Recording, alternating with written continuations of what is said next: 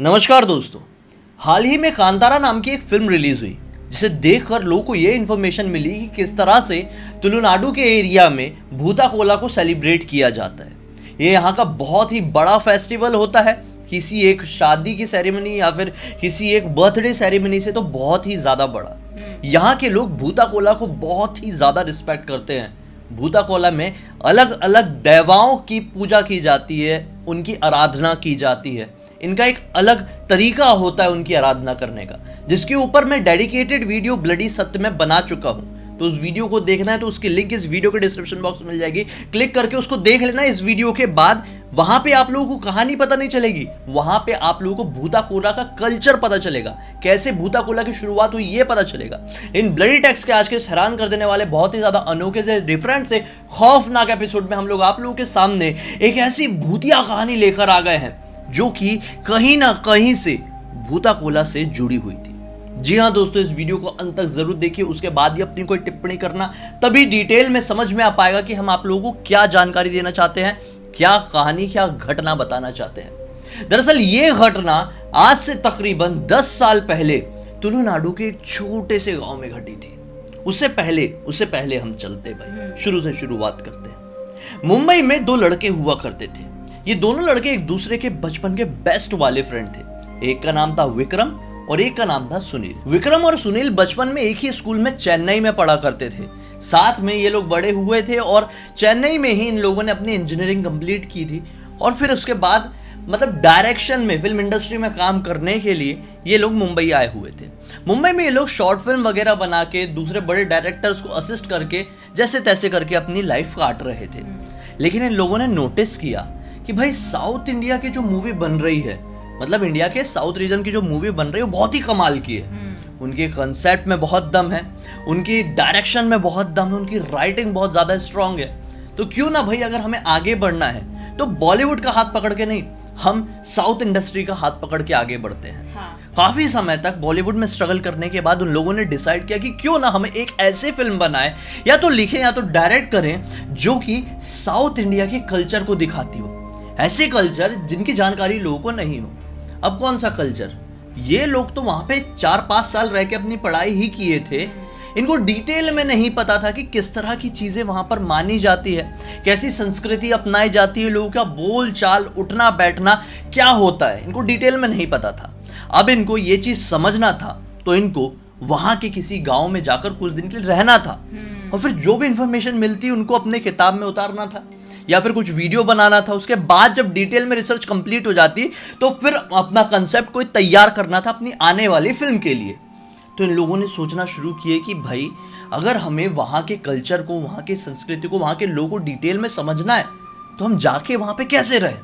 अब भाई कोई होटल में जाके रहेंगे तो हम डिटेल में थोड़ी समझ पाएंगे, उस गांव को एक्सप्लोर नहीं कर पाएंगे। अगर आपको अच्छे से डिटेल में जाना है, अच्छे से राइटिंग करना है, तो गांव में जाके उनके साथ उठना बैठना पड़ेगा। उनका साथ रहना पड़ेगा कि वो कैसा फील करते हैं, कैसे बात करते हैं, सब कुछ समझना पड़ेगा। तो इन लोगों ने अपने दिमाग की बत्ती घुमाना शुरू की है। फिर इनको याद आता है कि इनके इंजीनियरिंग के टाइम में एक अंगद नाम का लड़का इनके साथ पढ़ा करता था, इनकी ही बैच में था, लेकिन कोई खास दोस्त नहीं था। हाँ, नॉर्मल हाय हेलो वाला दोस्त था, लेकिन डिटेल में उसके बारे में ये लोग नहीं जानते थे। इतना इनको याद था कि वो तुलुनाडु के कोई गांव का रहने वाला था और चेन्नई में पढ़ाई करने के लिए आया हुआ था। ये लोगों ने उसके बारे में सर्च करना शुरू किए, गूगल में ढूंढे, इंस्टाग्राम में ढूंढे, कहीं नहीं मिल पा रहा था। फिर बड़ी मुश्किल से वो फेसबुक में मिला। ये लोग काफी ज्यादा खुश हो गए, बोले कांटेक्ट करो। उसको मैसेज की और अगले ही दिन उसका रिप्लाई आ गया। रिप्लाई आया तो ये लोग काफी ज्यादा खुश हो गए। उसको सारी बात चैटिंग में बताए।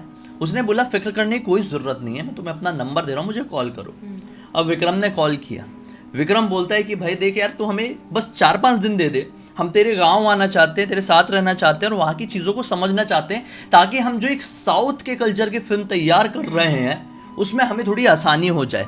तो ये भी तैयार हो गया यार, खुश हो गया कि हमारे कल्चर को इतने आगे लेकर जाना चाहता है कोई, तो गलत बात थोड़ी है। हाँ। उस समय भूताकोला ये सब के बारे में जानकारी विक्रम और सुनील को नहीं थी बिल्कुल भी। ये लोग बस किसी भी डिफरेंट चीज को पकड़ के वहां के ऊपर फिल्म बनाना चाहते थे। बस उसने जैसी परमिशन दिया अंगद ने, ये लोगों ने अपनी टिकट बुक किए और टिकट बुक करके अगले ही हफ्ते मैंगलोर पहुंच गए। अब मैंगलोर से ये गांव और थोड़ी दूरी पर था, यही कोई 2.5 से 3 घंटे का रास्ता। तो मैंगलोर तक अंगद अपनी कार से इनको लेने के लिए आया हुआ था। तो ये लोग काफ़ी ज़्यादा खुश हो गए यार, अंगद कार से लेने के लिए आया हुआ है, बढ़िया, किसी तरह की तकलीफ नहीं, आराम से पहुंच जाएंगे। ये लोग उसी कार में बैठते हैं और निकल जाते हैं मैंगलोर से। लगभग 2.5 से 3 घंटे के बाद वो गांव ये लोग टच कर देते हैं। अब जैसे ही ये लोग एक गांव के अंदर एंटर किए थे तो विक्रम और सुनील बड़ी हैरानी से इस गांव को देख रहे थे। रीजन ये था कि वो ना गांव बहुत ही ज्यादा छोटा दिखाई दे रहा था, वहां पे डेवलपमेंट नहीं थी, यहाँ तक कि पक्की सड़क भी नहीं बनी हुई थी। तो उस गांव का ये हुलिया देखकर तुरंत ही अपने दोस्त अंगद से कहते हैं कि भाई तू तो पैसे वाला लगता है, तेरे पास कार भी है, मतलब तेरी थोड़ी आगे भी सेटिंग होगी बड़े शहर में भी, तो क्यों नहीं अपने गांव के लिए कुछ करता? देख रहे हैं यहाँ पे डेवलपमेंट आई ही नहीं है, क्या परेशानी से जूझ रहा है तेरा गांव?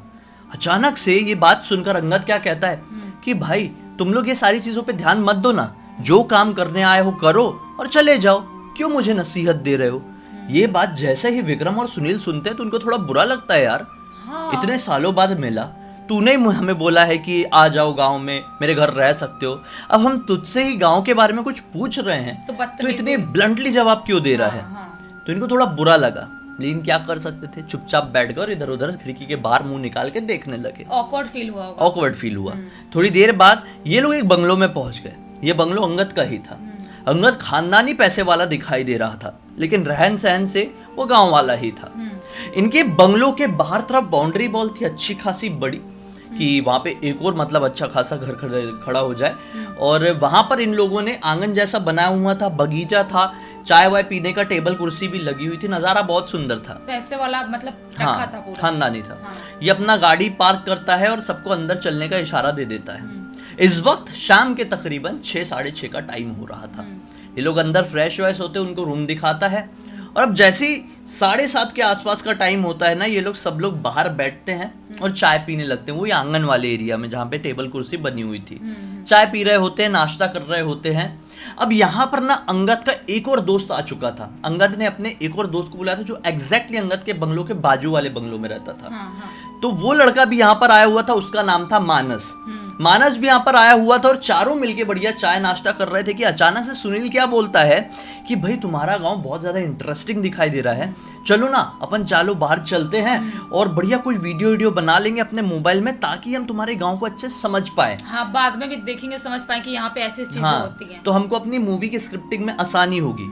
उतने में ही जो दूसरा दोस्त आया हुआ था, अंगद का दोस्त मानस क्या कहता है कि भाई ये सारी चीजें यहाँ पर नहीं चलती है, वीडियो बनाना, रात में घूमना यहाँ पर सख्त मना है, अगर घूमोगे तो उसकी जिम्मेदारी हमारी नहीं होगी कि बाद में तुम्हारे साथ क्या होता है। अब ये बात जैसे ही फिर से विक्रम ने सुना ना तो वो भड़क गया। विक्रम ने बोला कि जब गाड़ी से आ रहे थे तब भी उसने रूडली जवाब दिया, अभी भी सुनील ने इतने प्यार से बोला तब भी उसके दोस्त ने, अंगद के दोस्त ने इतना रूडली जवाब दिया। तो विक्रम थोड़ा ना स्ट्रेट फॉरवर्ड था, मुंह फट था। विक्रम तुरंत बोलता है कि भाई प्रॉब्लम क्या है, हम लोग तुम्हारे गांव को समझने के लिए आए हैं, अपनी स्क्रिप्टिंग तैयार करने के लिए आए हैं, फिल्म तैयार करने के लिए आए हैं, और हम तुम्हारे गांव के बारे में जानना चाहते हैं, तुम्हारे गांव में घूमना चाहते हैं, तो तुम लोग इस तरीके से बात कर रहे हो हमसे। वही तो, अपने गांव में बुलाना नहीं चाहिए था, बुलाए हो तो फिर ऐसे कैसे बात कर सकते हो? ऐसे क्यों बात कर रहे हो? इतने में ही अंगद बोलता है कि देख भाई बुरा मत मान, हम गाँव वाले ना थोड़े ऐसे स्ट्रेट फॉरवर्ड हो गए कुछ मामलों को लेकर। तो विक्रम बोलता है अरे क्या ऐसा स्ट्रेट फॉरवर्ड भाई, रीजन तो बता। अब वो रीजन बताना शुरू करता है कि भाई ये गांव की हिस्ट्री बहुत ही ज्यादा अजीब है। हिस्ट्री क्या है बोलता है वो, अब बताता है अपना ये अंगद आज से उस समय से तकरीबन 60 साल पहले की घटना। 60 साल पहले उस गांव में 2 परिवार हुआ करते थे जो कि उस गांव के सबसे रईस परिवार थे। एक तो अंगद के दादाजी का परिवार और दादाजी के भाई का परिवार। दादाजी के परिवार में उनकी एक पत्नी और उनका एक बेटा, बस 3 लोग थे। और दादाजी के भाई के परिवार में उनकी एक पत्नी और 2 बेटियां थी। दोनों ही अच्छे खासे समृद्ध पैसे वाले लोग थे। जो अंगद के दादाजी थे ना, वो भूता कोला किया करते थे। उनके शरीर में देवा आया करते थे। फिर से समझना है देवा के बारे में तो ब्लडी सत का वीडियो इस वीडियो के खत्म होने के बाद देखना। तो अंगद के दादाजी को देवा आया करते थे और उनकी आराधना की जाती थी। और वहीं पर जो अंगद के दादाजी के भाई थे ना, वो काफी समय तक शहर में रहे थे। बड़े होने के बाद, पढ़ाई कंप्लीट करने के बाद वो अपने गांव में वापस आए थे शादी करके शहर से। अच्छा, शहर से। लेकिन जो उनकी रुचि थी, उनकी जो लाइफस्टाइल थी ना, वो नॉर्मल गांव के लोगों से काफी ज्यादा डिफरेंट थी। नॉर्मल गांव के लोग अपनी नॉर्मल जिंदगी बिताते थे, लेकिन यहाँ पर अंगद के दादाजी के जो भाई थे वो भूत प्रेत, जादू टोना और ये जो स्पिरिट्स, ये सारी चीजों में बहुत ज्यादा इन्वॉल्व थे। Black magic. उनके पास बहुत सारी ऐसी किताबें थी जिसमें वो ब्लैक मैजिक के बारे में पढ़ते थे, तरह तरह की रिचुअल भी कई बार करते थे। उस समय गांव में सब कुछ नॉर्मल हुआ करता था। अब जब भी भूत कोला होता था ना, दादाजी, अंगद के दादाजी वहां पर पूरे भरपूर तरीके से करते, उनका पूरा खानदान आता, दादाजी के भाई भी वहां पर आते, उनके परिवार वाले भी आते। लेकिन ये बात एक ऐसे भूता खोला की है कि जिस भूता खोला में अंगद के दादाजी तो परफॉर्म करने के लिए आए हुए थे, लेकिन अंगद के दादाजी के भाई का परिवार वहां पर नहीं आया था। अच्छा। तो गांव के सभी लोगों ने नोटिस किया कि हर साल तो उनका परिवार आता है, लेकिन इस साल क्यों नहीं आया। हाँ। इतने में ही मुखिया जी वहां पे पधारे और मुखिया जी ने भी नोटिस किया कि सही में परिवार तो दिख नहीं रहा है, कुछ गड़बड़ है क्या। अरे भूता कोला है, गांव का इतना बड़ा सेलिब्रेशन, इतना बड़ा फेस्टिवल है, एक परिवार जहां पर पूरा गांव इकट्ठा है, एक परिवार क्यों नहीं आया। और भी उनका सगे भाई का परिवार। मुखिया जी को लगा दाल में कुछ काला है। मुखिया जी ने अपने 4-5 लोगों को पकड़े और बोले चलो अभी देख के आते हैं उसके घर पे। उसे घर की तरफ निकल गए। अब घर का अंदर से सब कुछ बंद था, बाहर से दरवाजा खटखटा रहे, कोई खोल नहीं रहा है। अब गांव के थोड़े और लोग इकट्ठे हो गए। अब जोर जबरदस्ती करके तोड़ ताड़ के अंदर घुसे, तो अंदर का नजारा देखकर पूरे गांव वालों के पैरों तले जमीन निकल गई। अंदर जितने भी लोग थे ना, सब लोग कटे पड़े हुए थे। हाँ, मतलब जो पत्नी थी उसके 3 टुकड़े थे अलग अलग कोनों में, दोनों बेटियों के भी 3-3 टुकड़े अलग अलग कोनों में। ये क्या है। और जो दादाजी का भाई था, जो ब्लैक मैजिक में इन्वॉल्व था, जो भूता कोला कर रहे थे, उनका जो सगा भाई था ना, वो घर के बीचों बीच लटका हुआ था। मतलब कैसे, लेकिन कैसे। जिसने भी ये नजारा देखा कांप गए डर के मारे।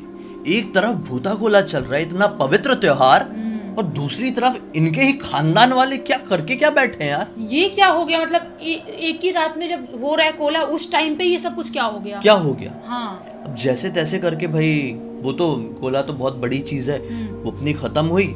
यहाँ पर इनको सबको इकट्ठा किया गया, इनका अंतिम संस्कार किए, गांव वालों ने जला दिए। तो वो नजारा गांव वालों के जहन से निकल नहीं पाया था। इस घटना को ठीक 1 हफ्ते ही घटे थे कि उसके बाद से हर रात को उस गांव से ना अजीबोगरीब आवाजें सुनाई देने लगी। अच्छा। जैसे कोई चीख रहा है, चिल्ला रहा है, मदद मांगने की कोशिश कर रहा है, और कोई भी इंसान उस आवाज को फॉलो करते हुए आगे बढ़ता, घर से बाहर निकलता तो वो गायब हो जाता। वो इंसान कभी नहीं मिलता। ऐसा करते करते गांव से काफी सारे लोग गायब हो गए थे। लोग इतने ज्यादा दहशत में जीने लगे कि ये क्लियर मान लिए कि वो जो आदमी मरा है अपने पूरे खानदान को लेके, वो बन गया है साला एक कोई शैतान बन गया है। स्पिरिट कोई बहुत खतरनाक वाली। वो शैतान बन गया, वो ब्लैक मैजिक के चक्कर में मरा था, वो बन गया शैतान, और हर एक इंसान को गायब करता है जो भी घर से बाहर निकलता है अंधेरा होने के बाद। तो इस गांव के लोगों ने अंधेरा होने के बाद घर से बाहर निकलना बंद कर दिए। लेकिन फिर जब भी भूता कोला होता, अंगद के दादाजी अगले साल से जब भी भूता कोला करते, उस दिन गांव का एक ना एक इंसान गायब ही हो जाता।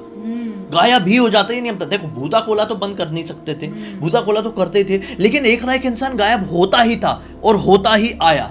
लोग काफी ज्यादा घबरा गए, काफी सारे लोगों ने इस गांव को छोड़ दिया। तब ये गांव बहुत समृद्ध हुआ करता था। लोगों ने इस गांव को छोड़ना शुरू कर दी, और एक टाइम ऐसा आ गया कि इस गांव में बहुत ही कम लोग बचे, तरक्की हो नहीं पाई, उन्नति हो नहीं पाई, क्योंकि जो ठीक ठाक लोग थे, जो पढ़ाई करने वाले लोग थे, पढ़े लिखे वाले लोग थे, वो चले गए। जो पुराने लोग थे, जिनकी घर की जो संपत्ति वो यहाँ पर थी, वही लोग बच गए। तो ये बात जैसे विक्रम और सुनील ने सुने तो डर गए यार, बोले कि ये कैसा गांव है यार, एकदम डिफरेंट गांव है। बहुत ही खौफनाक मंजर है, मतलब इतना कुछ हो चुका है वहाँ पे, तो घबराने वाली बात तो है ही। अब यहाँ पर विक्रम ने बोला कि तुम्हारे दादाजी कहाँ हैं? हाँ। तो अंगद बोलता है दादाजी तो खत्म हो गए, टाइम हो गया। फिर बोले उनके बाद भूता कोला कौन करता?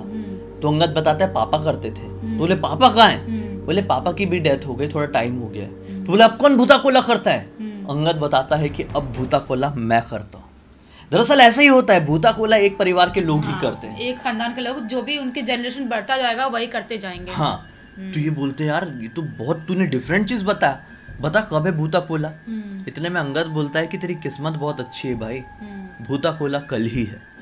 अब जैसे ये लोग सुनते हैं, ये सोचते हैं कि भगवान का कोई एक हमारे ऊपर आशीर्वाद है कि जिस दिन हम इस गांव में आए हुए यहाँ की संस्कृति कल्चर को समझने के लिए, उसी के अगले दिन यहाँ पर भूता कोला इतनी बड़ी चीज है, तो बहुत अच्छा लगेगा यार। इतने में ना बात करते करते ये लोग नोटिस करते हैं कि रात के 9:15 हो चुके हैं। उतने में ही ना सुनील को आती है वॉशरूम। वो बोलता है मैं वॉशरूम से आ रहा हूँ, अंदर तरफ जाता है वो, जहाँ पर वो लोग ठहरे हुए थे जिस कमरे में, उसी में अटैच वॉशरूम था, वो वहीं पर यूज करने के लिए गया। लेकिन आधे घंटे बीत गए, सुनील बाहर नहीं आया। विक्रम को चिंता हुई। अंगद ने भी सोचा कहाँ गया है, मानस ने भी सोचा कहाँ गया है, क्योंकि अभी तक बाहर नहीं आया। तो विक्रम बोला मैं देख के आता हूँ। विक्रम अंदर गया, कमरे में दिखाई नहीं दिया। वो वॉशरूम में चेक किया, वॉशरूम में भी नहीं था। वो कहीं पे भी नहीं था। घर के इधर उधर ढूंढा, वो कहीं पे भी दिखाई नहीं दिया। विक्रम ने जोर से चिल्लाया और अंगद और मानस को भी अपने पास बुलाया।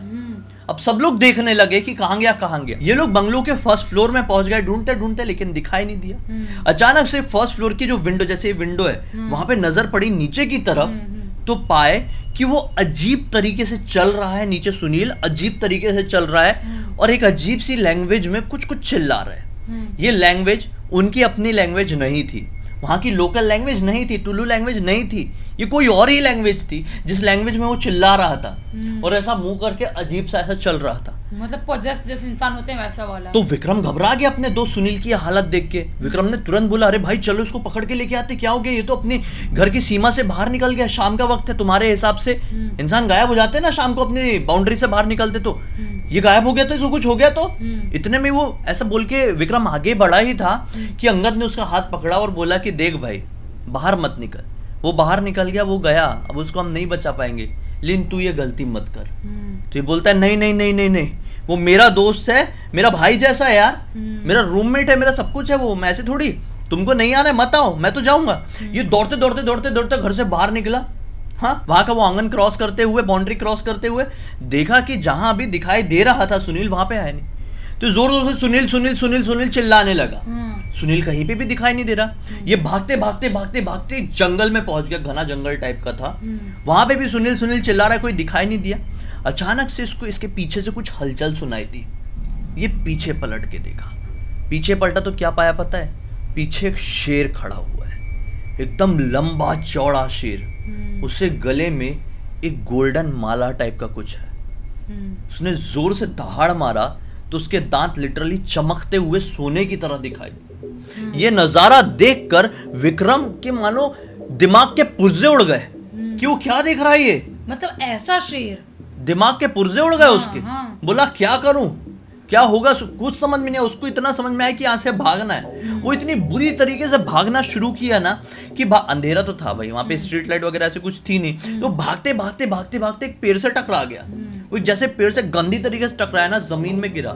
जमीन में गिरा तो उसका हाथ टच हुआ सुनील के शरीर के ऊपर। सुनील वहां पर पड़ा हुआ था।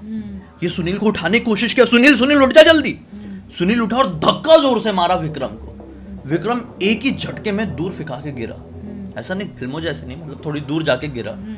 अब अचानक से विक्रम उठा, बोला सुनील तू यहाँ पर क्या कर रहा है। सुनील की लैंग्वेज पूरी तरीके से बदल चुकी थी, आंख पूरी पलट चुकी थी और पता नहीं उसने अपनी लैंग्वेज में क्या बोला।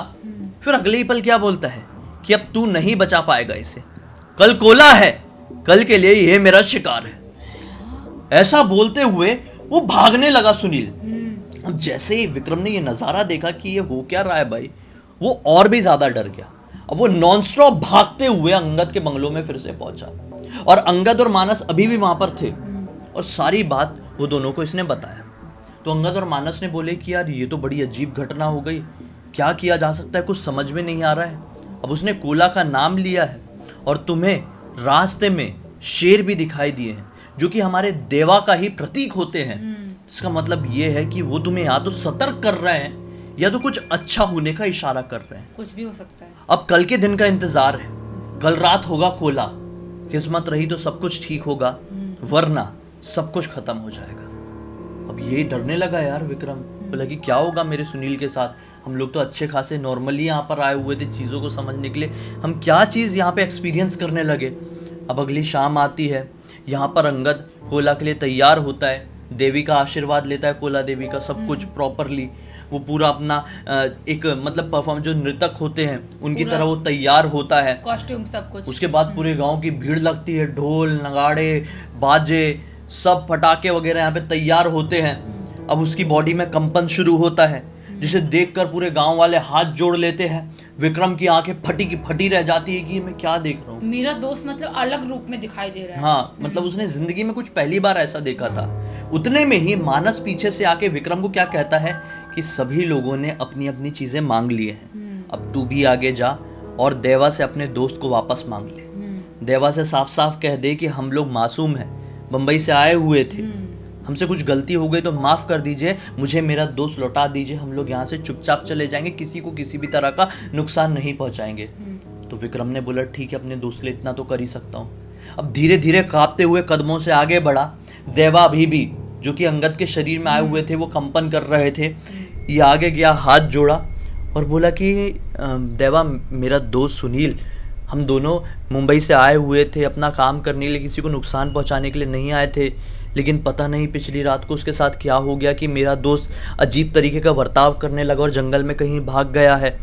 और वो ऐसा बोल रहा था कि मैं इसको लेकर जाऊंगा, कल कोला का दिन है, अब बचा लीजिए, मैं इतना ही चाहता हूँ। देवा देख के उसको बहुत जोर से चिल्लाते हैं। उनके बाजू में एक आदमी खड़ा हुआ था, उसके हाथ में थी मशाल। वो मशाल को छीने और लगातार भागना जंगल की तरफ शुरू कर दिए। अब ये नज़ारा देखकर थोड़ा विक्रम ने भी सोचा क्यों भाग रहा है, मैं भी भागता हूँ। तो विक्रम भी भागने लगा। तो पीछे से मानस ने देखा, मानस भी भागा। ये तीनों एक लाइन में और तीनों के हाथ में मशाल।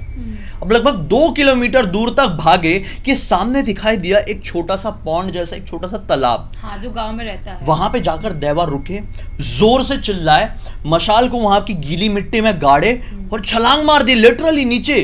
मतलब ऐसा पूरा ऐसा डुबकी नहीं मारे, कूद गए उसमें। हाँ, कूद गए। हाँ। मतलब ऐसा नहीं कि उनके चेहरे वहरे तक पूरा पानी आया, बस एक छलांग लगाए हैं और इतना इतना उनका बॉडी, मतलब कमर तक का, बहुत बड़ा पॉन्ड नहीं था ये, छोटा था, जैसे रहता है ना कि हाँ, कमर तक पानी रहते वैसा वाला। हाँ, वहां पे गए और फिर वहां से फिर से चिल्लाए और वहां पे अंदर हो गए, पूरे अंदर।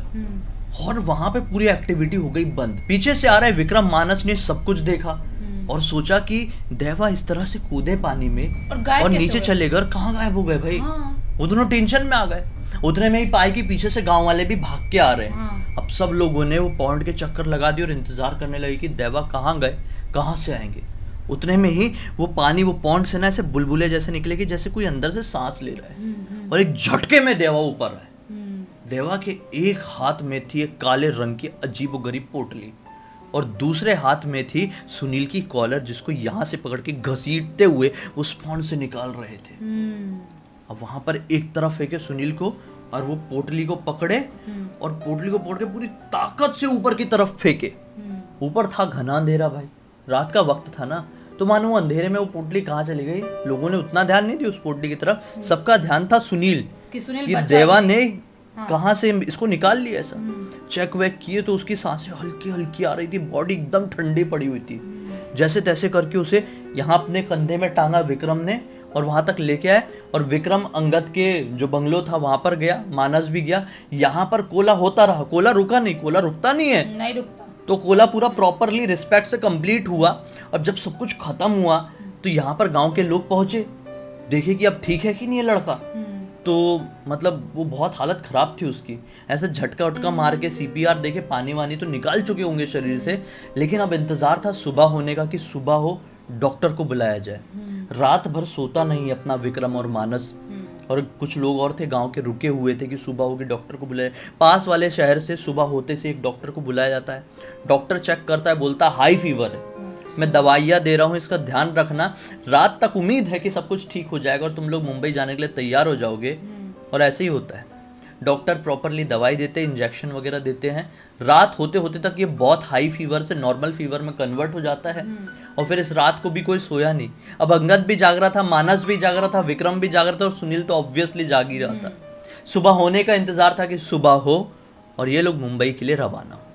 और आखिरकार प्रॉपरली सुबह हुई, सब ठीक तरीके से अभी तक हुआ और ये लोग मुंबई के लिए रवाना हो गए। ये लोग तो वहां से निकल गए, लेकिन वहां की जो कड़वी यादें हैं इनके जहन में आज तक ताज़ा है। वो लोगों ने पहली बार जिंदगी में ऐसा कुछ देखे थे और एक्सपीरियंस किए थे, पूरा एक्सपीरियंस किए थे कि कैसे वो पोजेस हुआ था, कैसे कोला हुआ था, कैसे देवा ने बचाया, सब कुछ देखा अपनी आंखों से। कैसे बोल सकता है कोई? अरे ये लोग चाहते तो ये कंसेप्ट के ऊपर मूवी बना सकते, आराम से बना सकते थे, लेकिन इनका दिमाग नहीं चला और डर गए थे वो, डर गए इतना, इतने ज्यादा खौफ में चले गए, बोले पागल हो गए, इसमें मूवी बनाएंगे क्या हम लोग? इधर पे मरने वाला था यार, वो तो देवा की आशीर्वाद था जिसकी वजह से बच गए। वही तो, अगर देवा आशीर्वाद नहीं दिए होते, देवा हमारे ऊपर प्रसन्न नहीं हुआ करते, तो हम तो गए थे। हाँ गए थे, आराम से गए थे। तो मोस्ट प्रोबेबली उस गांव में किया हुआ था। उस आदमी ने ब्लैक मैजिक, जो इतने साल पहले मरा जो था, दादा का भाई था, दादा के अंकल भाई के दादा का भाई, उसने ब्लैक मैजिक किया था। उसके बाद उसकी आत्मा भी शांत नहीं होती, जो पूरे गांव को बर्बाद कर रही थी, एक एक लोगों का शिकार बना रही थी। लेकिन ये लोगों ने, विक्रम और सुनील ने किसी जन्म में अच्छे काम किए सही होंगे बात कि है। देवा ने इनको आशीर्वाद दिए और फिर फाइनली ये पूरा के पूरा गांव एक तरीके से काले जादू से या फिर एक श्राप से मुक्त हो पाया और अब सब कुछ ठीक है। बहुत ये पूरी बड़ी की बात पूरी घटना की जानकारी मुझे किसी और ने नहीं बल्कि विक्रम ने ही लिखकर भेजा। उम्मीद करते हैं दोस्तों आज की ये कहानी आप लोगों को बहुत इन्फॉर्मेटिव और अच्छी लगी होगी। अच्छी लगी है तो इस वीडियो को लाइक जरूर कर देना, चैनल को सब्सक्राइब करके बेल आइकन दबा के ऑल के ऑप्शन में क्लिक करना। इस तरह के हैरान कर देने वाले खौफनाक वीडियोस डेली आप लोगों के सामने लेके आते रहते हैं। इनका लिंक इस वीडियो डिस्क्रिप्शन बॉक्स में मिल जाए, क्लिक करके डायरेक्टली वहां पर पहुंच जाना। और इसी तरह की कोई भी कहानी या टॉपिक है तो लिख भेजना, हो सकता है हमारा अगला वीडियो आप लोग के हिसाब से बन रहा हो। चलिए कल फिर से मिलते हैं, तब तक के लिए बहुत बहुत धन्यवाद। आप लोगों का दिन शुभ हो।